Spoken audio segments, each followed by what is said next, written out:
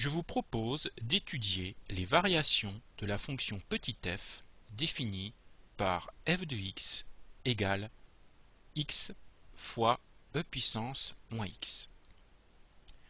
Remarquons que cette fonction est définie sur R et qu'elle est également dérivable sur R. On va donc déterminer la dérivée de cette fonction. Alors, si j'observe la fonction, je me rends compte qu'elle est constituée d'un produit. Le produit de la fonction qui à x associe x que je vais appeler u de x et de la fonction qui à x associe exponentielle moins x que je vais appeler v de x. J'ai donc u de x qui est égal à x, la dérivée u' de x sera égale à 1, v de x qui est égal à e puissance moins x.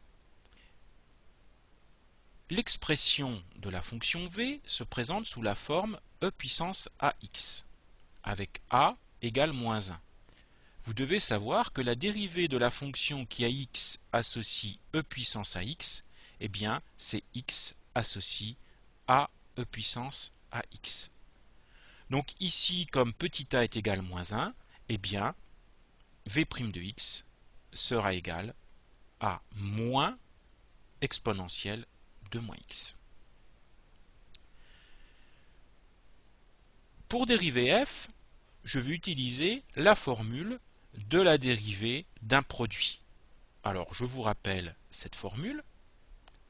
f' de x sera égal à u' de x que multiplie v de x plus u de x que multiplie v' de x. Je remplace. U' de x, c'est 1. V de x, c'est e puissance moins x. U de x, c'est x. V' de x, c'est moins e puissance moins x. J'effectue. Une fois e puissance moins x, c'est e puissance moins x, moins x e puissance moins x.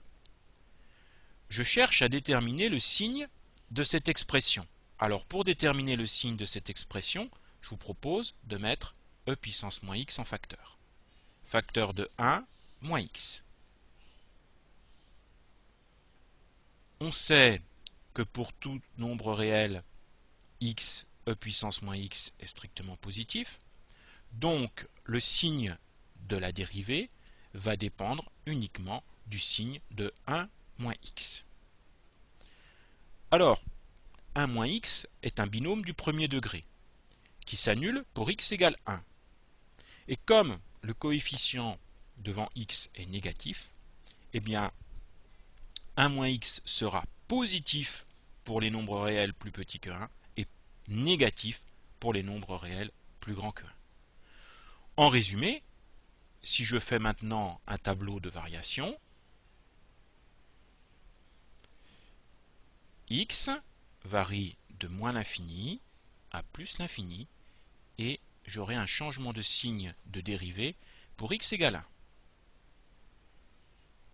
Alors, la dérivée f' de x, on vient de dire qu'elle s'annulait pour x égale 1, qu'elle était positive pour x plus petit que 1 et négative pour x plus grand que 1. J'en déduis les variations pour la fonction f. Elle est croissante sur moins l'infini 1 et décroissante sur 1 plus l'infini. Si je veux, je peux compléter mon tableau de variation en calculant les limites à l'infini. J'obtiens pour moins l'infini une limite qui vaut moins l'infini. En plus l'infini, j'obtiens une limite qui vaut 0. Et enfin, l'image de 1 qui vaut 1 sur 1. Donc, voici le tableau de variation complet de la fonction petit f.